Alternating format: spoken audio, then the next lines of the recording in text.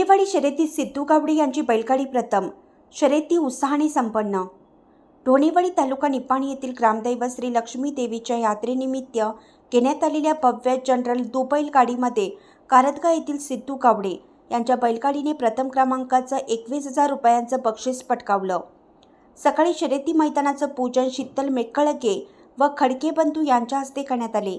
General बैलगाडी शर्यतीत द्वितीय क्रमांक मंदार कांबळे धरणगुत्ती तर तृतीय क्रमांक बंडा पवार रेंदाळ यांच्या बैलगाडीने पटकावले। एक बैल एक घोडा शर्यतीत नितीन खोत कारदगा, शुभम कांबळे शिरदवाड, शिवांश गावडे कारदगा, घोडागाडी शर्यतीत अनुक्रमे यश कुर्णे कारदगा, मुस्तगीर मुल्लाणी रांगोळी, कार्तिक एडके जत्राट यांनी बक्षीस पटकावले।